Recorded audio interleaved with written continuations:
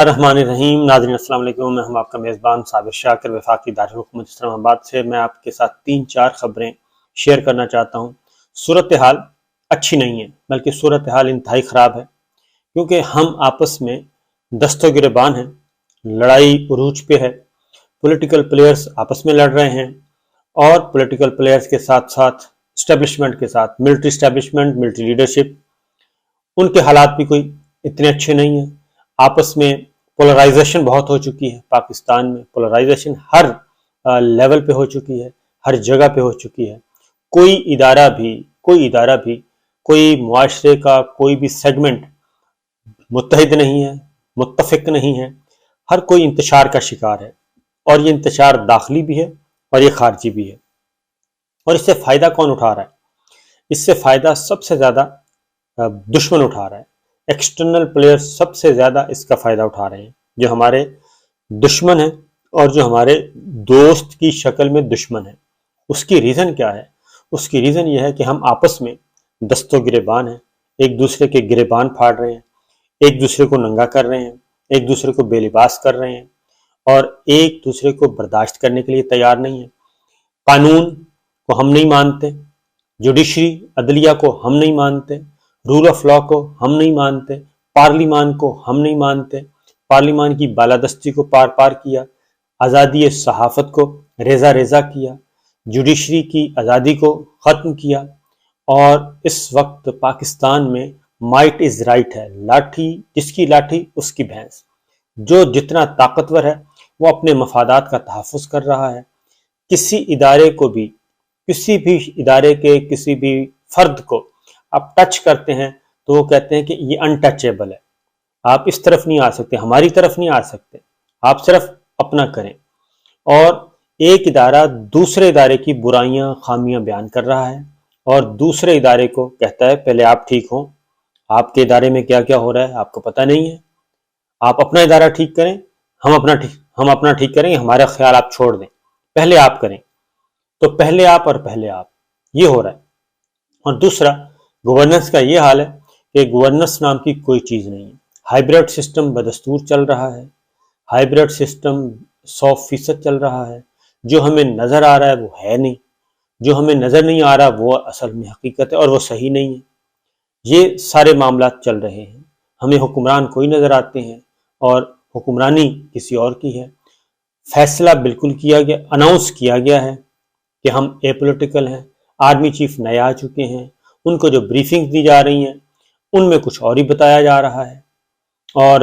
وہ ایک جو سابقین جو ہیں، سابقین کا ابھی تک تسلسل چل رہا ہے. یہ صورتحال ہے. اور پاکستان کے ایک بہت بڑی تعداد جو ہے اس میں ہماری ملٹری فورسز کا، ہماری مسلح افواج کا جو پرسیپشن ہے وہ بگڑ چکا ہے. آپ تسلیم کریں یا نہ کریں، لیکن پرسیپشن بگڑ چکا ہے، اور وہ بگڑا ہے یہ رجیم چینج آپریشن کی وجہ سے، اور اس کو لوگوں نے تسلیم نہیں کیا. اور یہ پہلا موقع ہے کہ آرمی چیف جنرل باجوہ کے جانے پہ، کسی بھی آرمی چیف کے جانے پہ خوشیوں کے شادیانے بجائے گئے، اور ایک کمپین لانچ کی گئی، وہ بھی ہمیں نظر آئی. اس کی ریزن یہ ہے کہ ہر کوئی اپنا گھر جو ہے وہ صاف کرنے کے لیے تیار نہیں ہے. اکاؤنٹیبلٹی وہ کہتے ہیں نہیں، آپ کی ہونی چاہیے، ہماری نہیں ہونی چاہیے. وہ جوڈیشری کی بھی ہونی چاہیے، پارلیمان کی بھی ہونی چاہیے، لیکن ہماری طرف انگلیاں آئیں گی تو وہ خطرناک ہوں گی. اور پھر اس کے بعد جو ہوتا ہے وہ سب دیکھ چکے ہیں. تو اس ساری پچھلے 1 سال میں جو کچھ ہوا پاکستان میں، جس طریقے سے دست و گریباں ہوئے، اور ایک حکومت کو ویسے تو 6 سالوں میں باجوہ صاحب نے 4 وزیر اعظم وہ کھائے ہیں. انہوں نے پہلے نواز شریف صاحب کو کھا گئے، دوسرا اس کے بعد شاہد خاقان عباسی صاحب، ان کے سامنے بالکل بچے، اس کے بعد پھر کیئر ٹیکر آ گئے، اس کے بعد پھر عمران خان صاحب آ گئے، اور اس کے بعد پھر اب شہباز شریف صاحب آ گئے. یہ سارے وزیر اعظم، اور ڈیفیکٹو گورنمنٹ کس کی رہی؟ ڈیفیکٹو رولر کون رہا؟ باجوہ صاحب رہے. اور پولیٹکس میں زیادہ توجہ دی، دفاعی امور میں اور پروفیشنل افیئرز میں کم توجہ دی. خطرناک سے خطرناک صورتحال ہو چکی ہے. اور جیسی تیسی بھی تھی گورنمنٹ، آخری سال تھا، الیکشن ہونے ہی ہونے تھے، لیکن جس طریقے سے یہ حکومت کا تختہ الٹا گیا اور اس کے بعد جو عوامی رد عمل آیا اور اس کے بعد مزید پولرائزیشن ہوئی، تو یہ انفیکٹ کیا ہے، ہوا یہ ہے کہ جو افواج پاکستان اور جو الائز تھے، نیچرل الائز تھے، پولیٹیکل اور نان پولیٹیکل، ان الائز کو فنح کر دیا گیا، وہ اتحاد توڑا گیا، اور توڑنے کے بعد ایک غیر فطری اتحاد بنانے کی کوشش کی گئی، اس کو لوگوں نے قبول نہیں کیا۔ تو اس کا نتیجہ یہ ہوا جو اس وقت میں آپ کو بتا رہا ہوں، صورتحال کتنی خطرناک ہے۔ ہماری مشرقی سرحدیں تو پہلے دن سے ہی ہمارے ادھر ایک پرماننٹ دشمن بیٹھا ہے، وہ ہمیں کوئی رعایت دینے کے لیے تیار نہیں ہے کسی بھی صورت میں، وہ جب بھی موقع ملتا ہے وہ اپنا کام دکھا دیتا ہے۔ مشرقی سرحدیں تو اس طرح کی ہیں، اور اس میں آخری جو ہوا وہ بالا کوٹ کا ہوا تھا، وہ اس کے بعد پھر ابھینندن ہوا، اس کے بعد ہمارے کسی قسم کے پھر 5 اگست 2019 کا جو ہوا انہوں نے کشمیر کے معاملے میں کیا، اور کشمیر کے معاملے میں جو کچھ ہندوستان نے کیا وہ ہمارے سامنے، اور اس کے بعد سے ڈیڈ لاک ہے، ٹاکنگ ٹرمز ختم ہیں، بیک ڈور چینل پہ کوئی اکا دکا ہوئی انگیجمنٹ تو ہوئی، اس کے علاوہ کوئی نہیں ہوئی۔ اور اس پہ بھی کشمیر پالیسی عمران خان صاحب یعنی کہ گورنمنٹ کی، سول گورنمنٹ کی اور باجوہ صاحب کی اور تھی، اسرائیل پالیسی گورنمنٹ کی اور تھی، باجوہ صاحب کی اور تھی، امریکہ پالیسی گورنمنٹ کی اور تھی، باجوہ صاحب کی اور تھی، چائنا پالیسی گورنمنٹ کی اور تھی، باجوہ صاحب کی اور تھی، ایران پالیسی، سعودی عرب پالیسی، ایران ترکی پالیسی، یعنی کہ اس میں سب میں ڈفرینسز، روس پالیسی، روس سے تعلقات، پاکستان گورنمنٹ کی اور باجوہ صاحب کی اور، تو یہ ساری چیزیں، اتنے جب اختلافات اور ساری دنیا کو پتہ ہو کہ آپس میں یہ ہیں، ہوتا کیا تھا، گورنمنٹ کے ساتھ امریکہ کے تعلقات مکمل کٹی، کوئی رابطہ شابطہ نہیں ہے، باجوہ صاحب کو گھنٹوں گھنٹوں فون کال آتی تھی، امریکی وزیر خارجہ کی بھی، ملٹری آفیشلز کی بھی، سفیر اتنے چکر ادھر وزارت خارجہ کے نہیں لگائے، امریکی سفیر نے، یورپین امبیسیڈرز نے جتنے چکر انہوں نے باجوہ صاحب کے ملاقاتیں کی ہیں، ریکارڈ نکال کے دیکھ لیں، جو ایک پیرلل سسٹم چل رہا تھا، ایک اسلام آباد میں چل رہا ہے، ایک پنڈی میں چل رہا تھا، تو یہ سچویشن تھی، اس میں کوئی مبالغہ نہیں ہے۔ تو ان سے فائدہ اٹھاتا ہے دشمن، فائدہ اٹھاتے ہیں، اور ہم آپس میں لڑ مڑ رہے تھے، ابھی بھی ایسا ہی ہو رہا ہے۔ اور ہمارے کام، ہماری ترجیحات کیا تھیں؟ ہماری ترجیحات تھیں کہ ایک اور لیڈر کو فنا کرنا ہے، ایک اور پولیٹیکل پارٹی کو کرش کرنا ہے، یہ ترجیحات تھیں۔ 29 نومبر سے پہلے کی باتیں کر رہا ہوں میں، یہ ساری یہ ترجیحات تھیں 29 نومبر سے پہلے کی، کہ اپنے اپوننٹ کو کرش کرنا ہے، صحافت کو ختم کرنا ہے، میڈیا ہاؤسز کو منہ بند کروانا ہے، اور جو کچھ ہوا ہمارے سامنے ریپیٹ کرنے کی ضرورت نہیں ہے، اور جو بھی اس وقت ہوا غیر انسانی سلوک کیے گئے، اس کا فائدہ کیا ہوا؟ اس کا فائدہ دشمن نے اٹھایا ہے، مکمل طور پہ اٹھایا ہے۔ اور ہماری مشرقی سرحدیں تو تھیں، ہماری مغربی سرحدیں جو ہمیں سکھ کا سانس آیا تھا، ہم نے 20 سال دہشت گردی کے خلاف جنگ لڑی، پرویز مشرف صاحب کے زمانے سے شروع ہوئی، اور پھر قیانی صاحب، اور پھر راحیل شریف صاحب، اور پھر باجوہ صاحب کے پہلے 3 سال، آخری 3 سال نہیں، ایکسٹینشن کے بعد والے تو باجوہ صاحب کی زندگی اور تھی، ان کا ڈاکٹرائن ہی تبدیل ہو گیا، سارے کا سارا فنا ہو گیا، جو پچھلا تھا وہ فنا نیا شروع ہو گیا، ایکسٹینشن کے بعد وہ ایک نئے باجوہ صاحب تھے، اور نیا ایجنڈا تھا ان کا، نیا پروگرام تھا جس سے کوئی واقف نہیں تھا، ادارہ بھی واقف نہیں تھا، تو اس لیے اور متحد ادارے بھی واقف نہیں تھے، وہ ایک اور ہی چیز تھی، اور ہی دنیا تھی۔ اور اس کے بعد ہوا کیا ہے، افغانستان میں ہمیں سکھ کا سانس آیا تھا کہ جناب ٹھیک ہے، غیر ملکی افواج نکل گئیں، بات چیت ہو گئی، بہت قریب آ گئے، معاملات ٹھیک ہونے شروع ہو گئے، اشرف غنی صاحب کی حکومت ختم ہو گئی، افغان طالبان آ گئے، وہاں پہ جو بھارت کے قونصلیٹ خانے تھے وہ بھی دفع ہو گئے، وہ بھی بند ہو گئے، جو کہ سازشوں کے تانے بانے تھے۔ اس دوران ہم نے پاک افغان بارڈر پہ ہم نے باڑ لگائی، طویل ترین بارڈر، کئی کلومیٹر، سینکڑوں کلومیٹر، وہ باڑ لگائی، اور اس کے بعد ہم نے سکھ کا سانس لیا۔ اشرف غنی حکومت نے اس کو ایکنالج کیا، کبھی کوئی رکاوٹ کھڑی نہیں کی، اور باہمی رضامندی کے ساتھ یہ سارا کچھ ہوتا رہا۔ تو یہ سارا ایک طویل جنگ کے بعد، دہشت گردی کے خلاف جو جنگ تھی، اس میں ہمارے فوجی جوان، ہمارے افسر، ینگ آفیسرز جو ہیں، کوئی لیفٹیننٹ ہے، کوئی کیپٹن ہے، کوئی میجر ہے، کرنل ہیں، لیفٹنٹ کرنل ہیں، سپاہی ہیں، یعنی کہ ہر لیول کے اور 3 اسٹار تک، وہ سارے انہوں نے قربانیاں دیں، اور ایک ماڈل تھا دنیا بھر کے لیے کہ دہشت گردی کے خلاف جنگ کیسے لڑی جاتی ہے۔ ہم نے اپنے گھر کی صفائی کی، اور گھر کی صفائی کرنے کے بعد سکون لیا۔ ضرب عضب سوات آپریشن سے سلسلہ شروع ہوا، ضرب Azb, Radd ul Fasaad, national action plan, national action programme, یہ کچھ ہوا نہ ہوا ہو، اس مسئلے پہ گورنمنٹ نے، سول گورنمنٹ کوئی بھی آئی، وہ خواہ زرداری صاحب کی تھی، گیلانی صاحب کی تھی، پرویز اشرف صاحب کی تھی، نواز شریف صاحب کی تھی، اس کے بعد شاہد خاقان عباسی صاحب، عمران خان صاحب، بلائنڈ فل ٹرسٹ کیا، اور فل خرچے ورچے جو مانگا وہ دیا گیا، اور پاکستان نے اپنے آپ کو محفوظ کر لیا، اور دنیا اس کی مثال دینے لگی۔ اور اس کے بعد افغانستان کابل کا جب فال ہوا، اس کے بعد پھر اس دوران بتایا کہ میں نے بالا کوٹ پھر آیا، 27 فروری آیا، ابھی نندن آیا، وہ سارا سیگمنٹ، تو بھرپور طریقے سے یہ کام کیا۔ لیکن پھر یکا یک ڈکلائن کی طرف چیزیں آنا شروع ہو گئیں، اور اس کے بعد یہ جب سے رجیم چینج ہوا ہے، دنیا ہی بدل گئی ہے۔ انٹرنلی چھوڑ دیں آپ، ایکسٹرنلی ہمیں کتنا نقصان ہوا۔ انٹرنلی تو ہماری اکانومی تو بالکل ستیاناش ہو چکی ہے، صرف اناؤنسمنٹ باقی ہے، اور ڈیفالٹ ہونے میں کوئی اور کسر نہیں رہ گئی، الا یہ کہ کوئی دوست ملک ہمیں کوئی ہماری جھولی میں ڈال دے اور کوئی قرض ورز دے دے، لیکن ہمارے عللے تللے بالکل ختم نہیں ہو رہے۔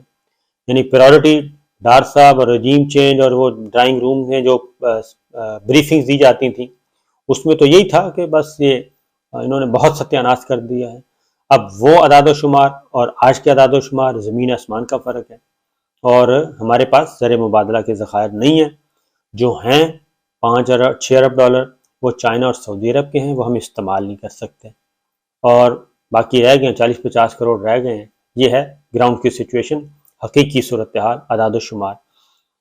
اور داخلی طور پہ ہر چیز، گورننس نام کی کوئی چیز نہیں، اور ہر کوئی جتنا جو گھی والا ہے، دالیں والا ہے، سبزی والا ہے، کوئی بھی ہے، کاروں والے ہیں، سب اپنی اپنی پسند کی قیمتیں ہیں، اپنی اپنی ریٹ آف اسٹیٹ نام کی کوئی چیز نہیں ہے۔ یہ ہو رہا ہے۔ اس دوران بجائے اس کے کہ توجہ ادھر دی جاتی، تو باجوہ صاحب نے بھی سب سے زیادہ، جب سے یہ 9 اپریل 9 اور 10 اپریل کی درمیانی شب سے سلسلہ شروع ہوا ہے، انہوں نے بھی 9 اپریل سے لے کے 29 نومبر، 28 نومبر، 27 نومبر تک، جب تک کہ نوٹیفیکیشن نہیں ہو گیا، تب تک انہوں نے بھی کوئی اور کام نہیں کیا۔ انہوں نے یہی کہ ایکسٹینشن کیسے لینی ہے، ایکسٹینشن ایکسٹینشن ایکسٹینشن، یا پھر میرا نامینی آ جائے، اور کچھ نہیں کیا۔ ٹوٹل ان کی مصروفیات یہی رہی ہیں۔ تو اس دوران ہوا کیا ہے، اس دوران پاک افغان بارڈر جو ہماری باڑ ہے، وہ انہوں نے اکھاڑنی شروع کر دی۔ اب ہم اندازہ کریں، افغان طالبان، افغان بارڈر فورسز، وہ جیپیں لے کے آتے ہیں اور اکھاڑ دیتے ہیں، اور ہماری طرف سے مکمل سناٹا۔ اس کے بعد پھر کالعدم طالبان آنا شروع ہو گئے، دوبارہ واپس آنا شروع ہو گئے، لوگوں نے شور مچایا، مراد سعید پھرتے رہے، صوبائی حکومت پھرتی رہی، لیکن D G I S P R Babar Iftikhar صاحب نے کہا کہ نہیں، ایسا تو کچھ بھی نہیں ہے۔ آپ اندازہ کریں، انہوں نے کہا ایسا تو کچھ بھی نہیں ہے۔ پہلے تو ڈینائل موڈ میں رہے نا، انہوں نے کہا نہیں ایسا کچھ بھی نہیں ہے، کیونکہ باقی پریس کانفرنسیں لمبی لمبی ہو رہی تھیں، اور ایک ہی 1 پوائنٹ ایجنڈا تھا کہ کسی بھی طریقے سے پاکستان تحریک انصاف اور عمران خان اور ان کے جو ان کا نام لے گا ان کو ذبح کرنا ہے، کسی بھی طریقے سے کرنا ہے، اور کچھ نہیں تھا۔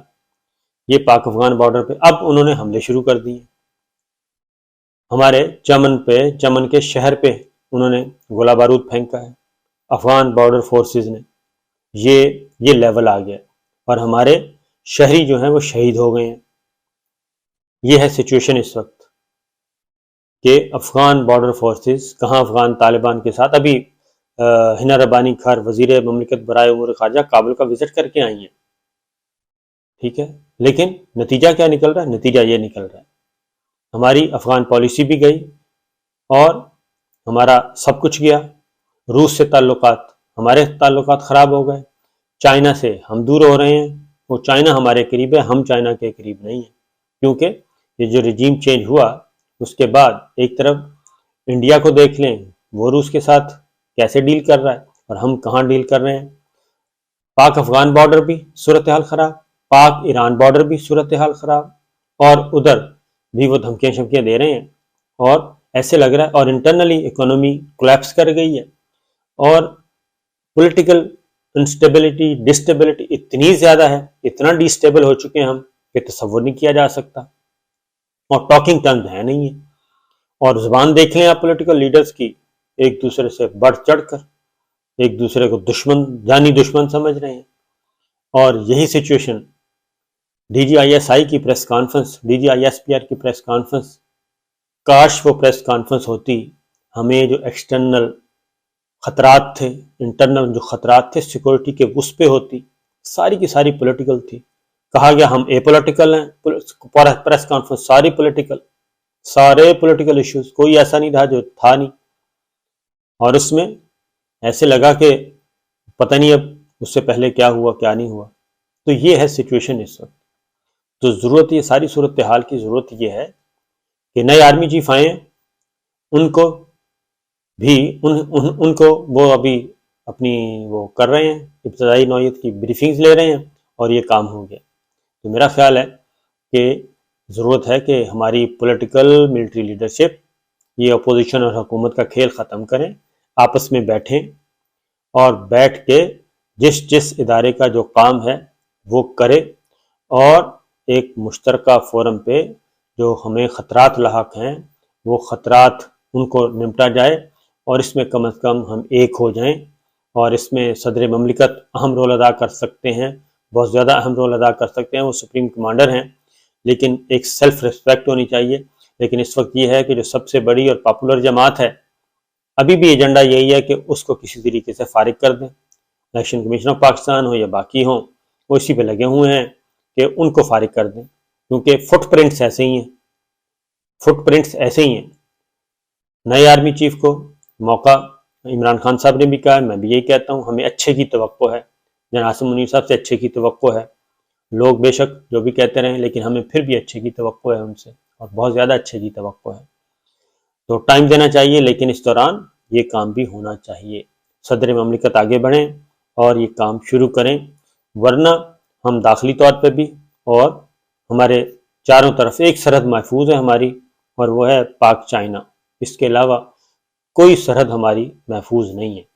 نہ دوست ہمارے نہ دشمن ہمارے، یہ ہو رہا ہے جناب، باقی آپ لوگوں کی مرضی ہے، آپ سب لوگ ماشاءاللہ سے 60 سال 65 سال 70 سال کے اوپر ہیں، سینئر سٹیزنز میں آتے ہیں، تجربہ سب سے زیادہ ہے،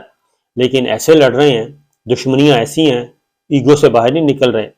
اور ایک دوسرے کو ذبح کرنے کے چکروں میں ہیں، اپنے چھوٹے چھوٹے مفادات کے لیے، اپنی ذاتی سروائیول کے لیے، اس سے ذرا تھوڑا سا نکلیں، یہی گزارشات تھیں، اجازت دیجیے، اللہ حافظ۔